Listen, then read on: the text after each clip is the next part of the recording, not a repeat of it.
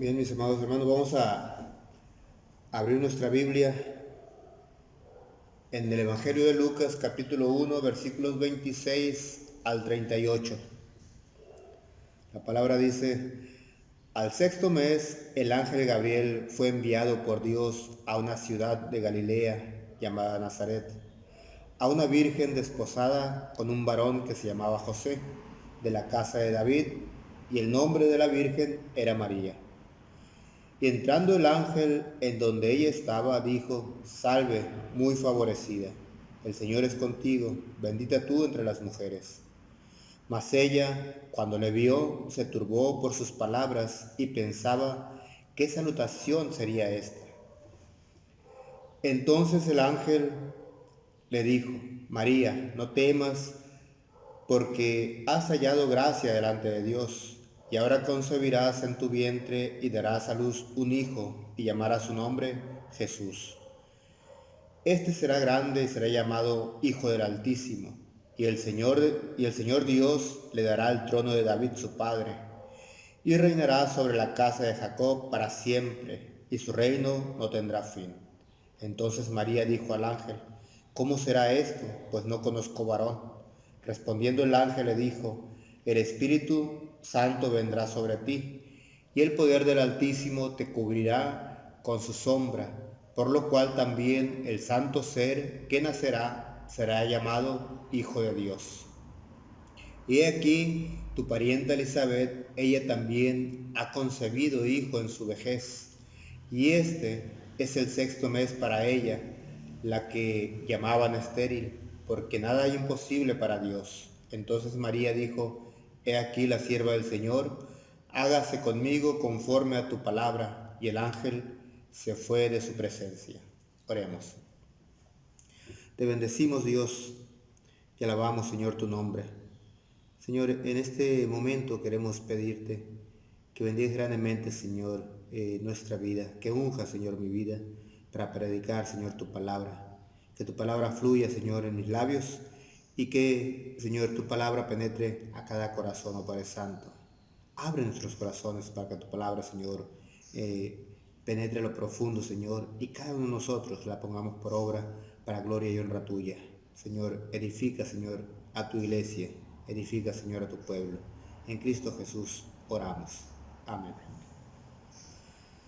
El tema, mis hermanos, que traemos hoy es: el tiempo se cumplió, se encarnó el Salvador. El tiempo se cumplió, se encarnó el Salvador. Hoy celebramos el cuarto domingo de Adviento, a días ya precisamente de Navidad.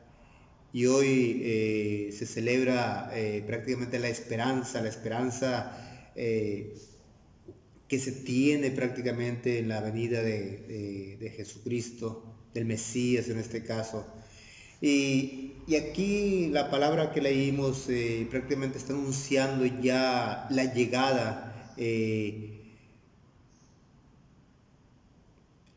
asunto del embarazo de María, de la concepción de María, en el momento que el ángel llega y le anuncia. El ángel se parte y María queda preñada de manera milagrosa, anunciando prácticamente el nacimiento de Jesús, 9 meses ya para el nacimiento. Y María prácticamente se queda de alguna manera convencida de que ya ella estaba esperando prácticamente al Mesías. Pero el tiempo se cumplió, se encarnó el Salvador. El tiempo, precisamente, el tiempo preciso, en el tiempo preciso Dios tomó esa iniciativa. Y cuando decimos que Dios toma la iniciativa, es decir, nadie pudo mover la voluntad de Dios, en el sentido de que por más que el pueblo de Israel anhelaba, y por más que se dijera vamos a hacer ciertas cosas para apresurar la venida del Mesías, porque cierto y sencillamente así piensan muchos teólogos hoy en la actualidad, y también en el pasado. como que era por un actuar de Israel. El actuar de Israel iba a traer la venida prácticamente, o iba a traer la presencia del Mesías a su pueblo. Y realmente Dios no necesita de alguna manera que nadie le apresure. Él en su tiempo preciso, en el tiempo estipulado, en el tiempo que Él tenía determinado, el tiempo se cumplió conforme al propósito de Dios, no conforme al propósito humano, no conforme al propósito de un pueblo, sino conforme al propósito de Dios. El tiempo se cumple y Dios toma la iniciativa. Es decir, en este momento es el tiempo que yo tenía estipulado para que salvara al mundo, para que fuera y me encarnara, y entonces voy a cumplir mi propósito. No el propósito de un pueblo, no el propósito de un teólogo, no el propósito de un sacerdote, no el propósito de un rabino, no el propósito de nadie. Solamente el propósito de Dios es el que se cumple. Y en el tiempo preciso, Dios tomó la iniciativa. Dios irrumpe en la historia. Es decir, Dios de alguna manera en ese momento, hace aproximadamente 2000 años, aproximadamente, que Dios dijo: en este momento yo voy y salvo al pueblo. En este momento voy, nazco para nacer, para salvar al pueblo. Pero es precisamente en la irrupción de Dios, no es en el desear humano, no es en el sentido de que yo deseo y mi deseo se va a cumplir. Es más bien, Dios lo desea y el deseo de Dios se cumple.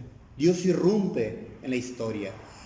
Y cuando decimos que Dios irrumpe en la historia, llega en el momento preciso, y ese momento preciso ya preparado por Él. De alguna manera Él preparó a las naciones, preparó culturalmente, socialmente, políticamente, religiosamente, todo lo tuvo preparado Dios precisamente para cumplir el tiempo. Y aquí hay que comentar algo. Por ejemplo, en aquel tiempo, ya de alguna manera Dios, a través de los pensamientos, de las filosofías, de las religiones, de cómo el mundo de alguna manera concebía un Salvador, porque realmente todo alrededor de Israel, se podría decir, en el Imperio Romano, los griegos, Egipto, Babilonia y todo eso, tenían alguna concepción de la venida de un Mesías. Y por qué no decirlo así también. Recordemos que nuestros antepasados aquí en América Latina, y más enfáticamente aquí en México, que es donde estamos, eh, se decía la venida de la llegada de los dioses. Recordemos prácticamente las concepciones que tenían los mexicas, los mayas, por ejemplo, de la venida de los dioses que venían del mar, los dioses y todo este asunto. Bueno, Dios prepara de alguna manera las mentes, las religiones, los pensamientos de las personas para irrumpir en la historia, para no caer de sorpresa, se puede decir, aunque podemos decirlo que Dios irrumpe sorpresivamente. Sin embargo, prepara de alguna manera al pueblo, y llega de sorpresa porque llega totalmente diferente a la concepción. Sí, algo similar, por ejemplo, el asunto de... No es casualidad de que en aquel tiempo había concepciones de vírgenes, por ejemplo, dando a luz. Y no quiere decir esto que haya acontecido, sino era una manera fantasiosa lo que se concebía, pero en la persona de Jesús fue totalmente diferente. Sí, Jesús irrumpe en la historia, Dios irrumpe en la historia para salvar al mundo. Y aquí por ejemplo, en el templo de la fertilidad,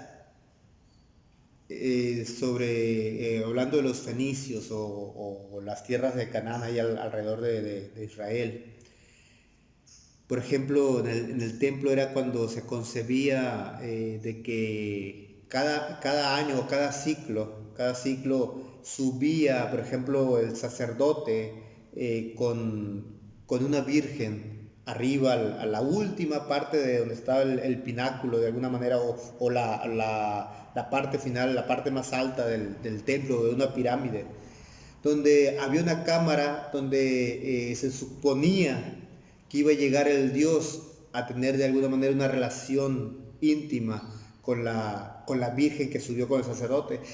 Y el sacerdote, prácticamente recordemos también de que el sacerdote era el que fungía como rey, eran reyes y sacerdotes en aquel tiempo, eran los que tenían de alguna manera el control social del pueblo, en el sentido de que ellos decían, yo tengo la comunión con Dios, e incluso ellos decían ser hijos de Dios, porque de alguna manera cuando subía con la Virgen, el que tenía relación sexual con la Virgen era prácticamente el rey o el sacerdote.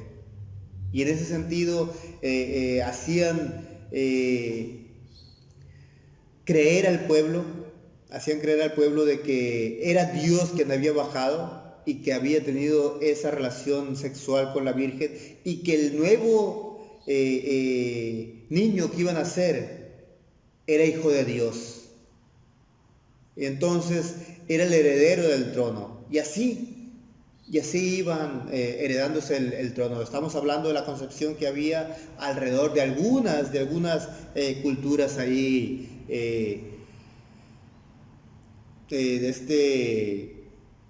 fenicias y cananeas y todo esto, incluso babilónicas también. Y de ahí viene el asunto que el rey es hijo de Dios. De ahí viene esa concepción. Pero aquí el punto es que Dios preparaba de alguna manera con las idiosincrasias de estos pueblos culturales, de alguna manera religiosas de estos pueblos, para irrumpir en el tiempo. Dios preparaba de alguna manera, y aquí en el relato de Lucas habla prácticamente de algo similar que estaba sucediendo, pero totalmente diferente. Porque no era un asunto de tener una relación sexual con la Virgen, sino más bien era una irrupción milagrosa para llegar a que concibiera en María al Mesías. Pero no es como se ha concebido de alguna manera, o que se ha querido dar a entender, desvirtuando de alguna manera el milagro, desvirtuando el misterio de alguna manera, de que María fue concebido por el Espíritu Santo, pero no en una relación sexual, como se entendía en aquellos tiempos sobre el asunto de los reyes. Aquí el asunto está de que Dios irrumpe en el tiempo, y María de alguna manera es agraciada por Dios. No es un asunto de que vamos yo te ayudo para que se conciba el Mesías. Y no era un asunto de que María hubiera querido, ella había sido la elegida para concebir al Mesías. No era un asunto de vuelta para atrás, es irresistible la gracia de Dios. No era un asunto de que, no, yo no quiero. Prácticamente lo que hace el ángel es anunciar a María, pero realmente la irrupción de Dios en la persona del Espíritu Santo prácticamente está convenciendo a María. No es un convencimiento de decir, ándale, sino simple y sencillamente el Espíritu Santo hace la obra sin que María se dé cuenta, por supuesto, como ha sucedido con nosotros cuando somos llamados. Entonces aquí viene el asunto del llamamiento irresistible por parte de Dios. Entonces María es convencida por el Espíritu Santo, y de esa manera María se vuelve privilegiada. ¿Pero por qué privilegiada? Agraciada por Dios. Porque realmente las doncellas de Israel, las doncellas estaban de alguna manera esperando ser las madres del Mesías. Y el hecho que María haya sido la elegida, para María fue en gran manera una alegría de ser la madre del Mesías. Pero otra de las cosas que que tenemos que entender también, que esta concepción de María no fue por obra de algún varón, ¿no? Es decir, no hubo un varón de por medio, fue un aspecto milagroso, es decir, por el milagro de Dios. ¿Cómo se dio? No sabemos, el milagro sucedió. María de alguna manera queda preñada y el Espíritu de Dios irrumpe en el vientre de María y concibe de una manera María. Por eso dice aquí, entonces María dijo del ángel, ¿cómo será esto? Pues no conozco varón. Respondiendo el ángel le dijo, el Espíritu Santo vendrá sobre ti y el poder del Altísimo te cubrirá con su sombra, por lo cual también el santo ser será llamado Hijo de Dios. En el sentido de que no fue un asunto de una relación sexual como sucedía con los reyes cuando subían a esta parte, reyes sacerdotes que subían a la cámara de la pirámide del templo, donde se suponía que bajaba Dios. No era un asunto así, era más bien un asunto de milagro lo que sucedió con María. Por otro lado, hay que entender una cosa. Dios se encarna por propia voluntad. No es un asunto de que nosotros queremos, o María quiso, o el ángel quiso. Es más bien porque Dios lo quiso así. Dice el Evangelio de Juan, capítulo 1, versículo 1 y versículo 14. En el principio era el verbo era con Dios y el verbo era Dios. Y el versículo 14 dice, el verbo se hizo carne y habitó entre nosotros. Aquí el punto es de que ese verbo encarnado prácticamente es Jesús mismo. Jesús se encarna. Pero aquí algo muy importante que hay que recalcar. Jesucristo, cuando Él se encarna, no es solamente hombre, es también Dios. Aquí María puso de alguna manera el vientre, fue utilizado el vientre de María, pero la acción del Espíritu de Dios hizo la obra prácticamente en el vientre de María para que María concibiera prácticamente al Mesías, concibiera al Hijo de Dios. Pero también hay que recalcar aquí de que los genes de María iban en la persona de Jesús. Y es ahí donde podemos decir que Jesús es 100% Dios y 100% hombre. 100% Dios en el sentido de que fue de alguna manera concebido por el Espíritu de Dios. El Espíritu de Dios fue el que de alguna manera cubrió el vientre de María, y la persona de Cristo, el Hijo prácticamente de Dios, llegó milagrosamente y nació como un niño. Sin embargo, ese Hijo de Dios, en este caso Cristo, se volvió hombre, se hizo carne. Y es ahí donde podemos decir que era 100% Dios, 100% hombre. Y cuando decimos que es 100% Dios, estamos hablando prácticamente no que haya nacido o que haya empezado a existir, en el momento que fue concebido en el vientre, sino que desde la eternidad Cristo ya existía. Ya era Dios desde la eternidad, juntamente con el Padre y juntamente con el Espíritu Santo. Él ya era Dios desde la eternidad. Lo que hace prácticamente es irrumpir en el tiempo, irrumpe también en el vientre de María y se concibe ahí y se encarna. Empieza prácticamente el sistema embrionario, se podría decir. Empieza a hacerse feto y llega el momento de que se hace un bebé y nace. Eso es lo que pasó con Jesucristo. Pero ya hay que entender, desde la eternidad Él era Dios. Él es Dios. Y empezó a hacerse humano en el momento que se encarnó en el vientre de María. Y aquí el punto es, ¿de qué manera sucedió esto? Se encarnó por obra del Espíritu Santo. Ok, ¿cómo es esto? ¿Cómo se hizo esto? Bueno, conocemos las cosas de acuerdo a como la Biblia lo dice. Y creemos lo que la Biblia dice, lo que el Evangelio dice. Sin embargo, no podemos entender prácticamente cómo se dio eso. Sabemos que de manera natural tiene que haber una cohabitación entre una mujer y un varón. Tiene que haber una cohabitación para que un niño nazca, para que un niño sea engendrado. Pero aquí no hubo necesidad de varón, entonces aquí el asunto es el milagro. Tenemos que entender que es un milagro, pero también hay que entenderlo también de otra manera. Se encarnó por obra del Espíritu Santo, que fue el milagro, pero también Dios concebido.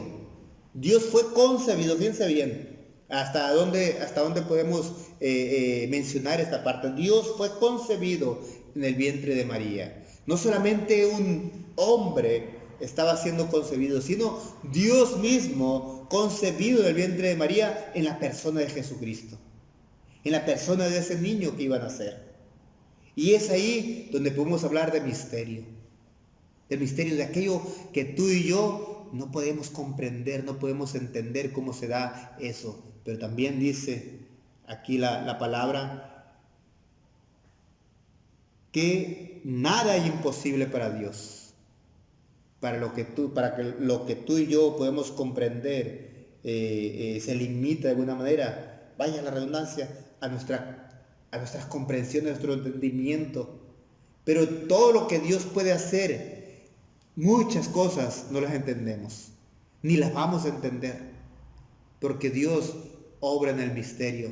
Dios muchas veces las cosas las deja en el misterio, para que el hombre no las entienda. Solamente es un asunto de fe. Creemos que así sucedió, así pasó, y yo lo creo.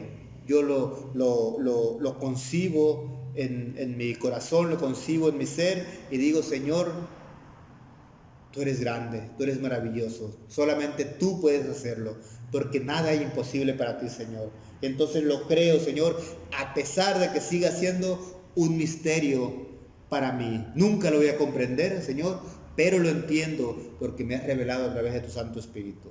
Sabemos, Señor, que solamente podemos llegar a concebirlo a través de la fe. Y eso es con lo que nos quedamos. Por lo tanto, podemos decir que se encarnó por obra del Espíritu Santo, pero también Dios fue concebido en el vientre de María, lo cual es un milagro y es un misterio a la vez. Por lo tanto, mis hermanos, Dios se encarnó en Jesús. Y cuando decimos que Dios se encarnó en Jesús, aquí dice la palabra, será llamado Hijo del Altísimo, pero también le dice el ángel a María: y ahora concebirás en tu vientre y darás a luz un hijo y llamarás su nombre Jesús. Recordemos que la palabra Jesús es una transliteración de alguna manera.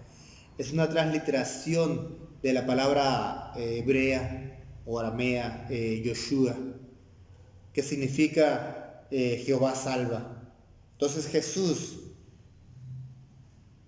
esa transliteración del hebreo al griego en el nombre Jesús puede significar Jehová salva. Entonces, pero aquí el punto es de que ese Jehová salva se vuelve un asunto es Dios mismo que vino a salvarnos. Entonces, Yoshua, Jehová salva. Él es llamado Hijo del Altísimo. El versículo 32. Este será grande y será llamado Hijo del Altísimo.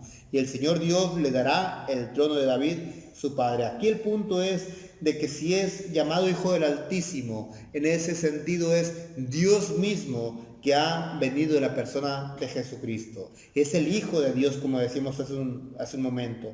Pero también cabe mencionar que Él reinará por siempre. Y que ese que reinará por siempre, ese Jesús que reinará por siempre, es el mismo que ha reinado desde la eternidad.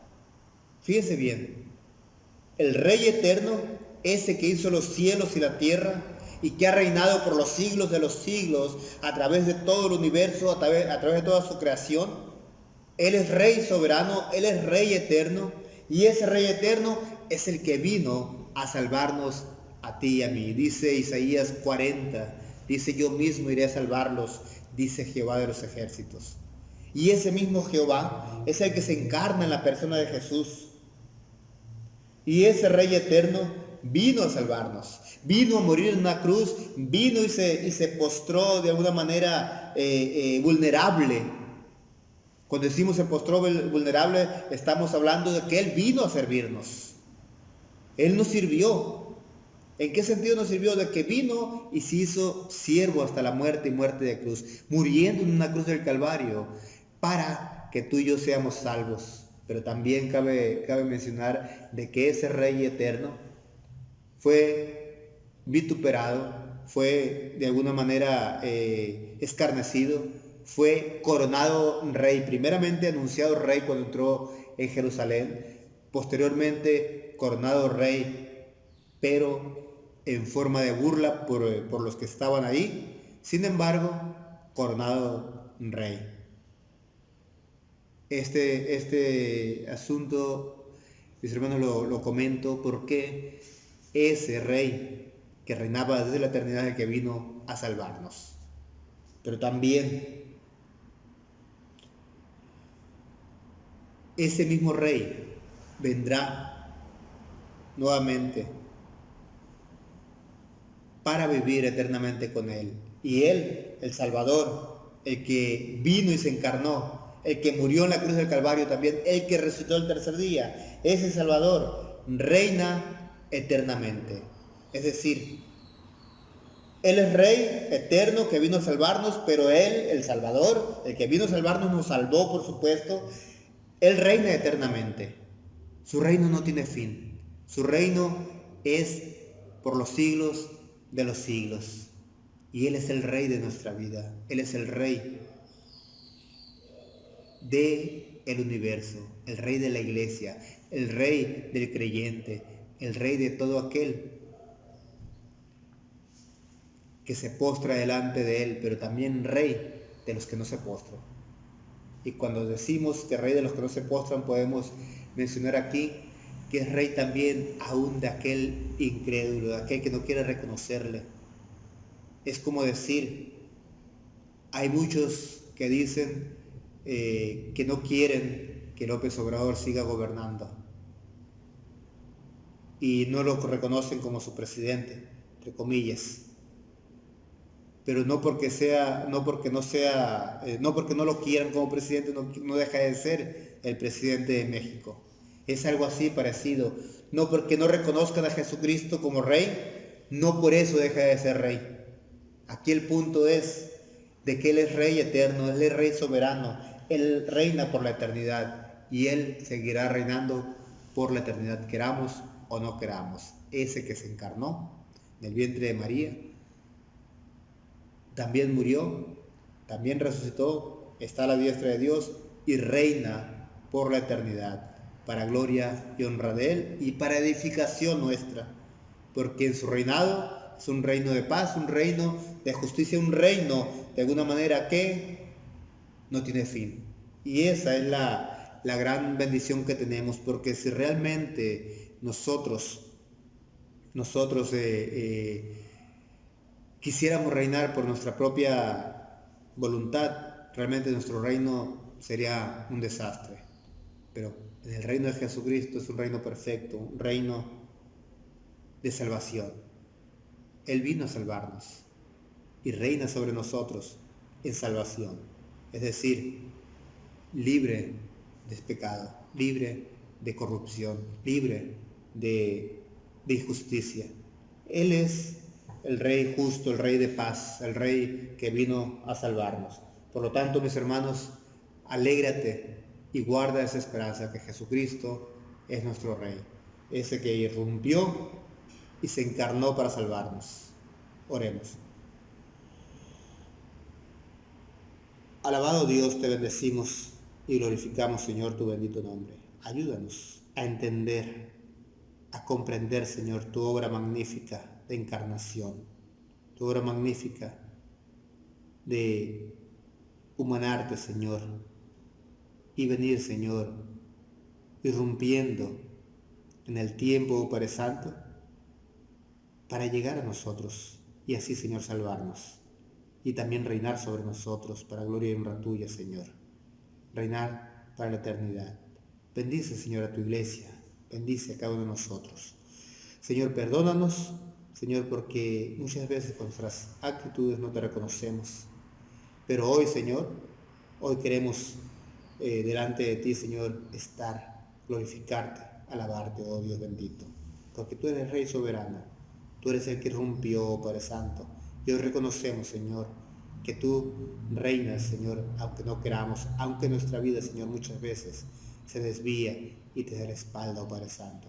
Pero hoy, Señor, nos inclinamos delante de ti, reconociéndote, Señor, como Rey, aquel que vino por pura misericordia y se humanó para salvarnos. Gloria a ti, Señor, y gloria a tu nombre. En Cristo Jesús oramos. Amén.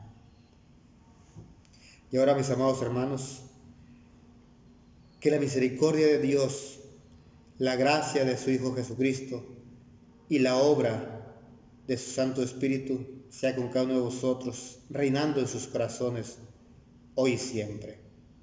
Amén.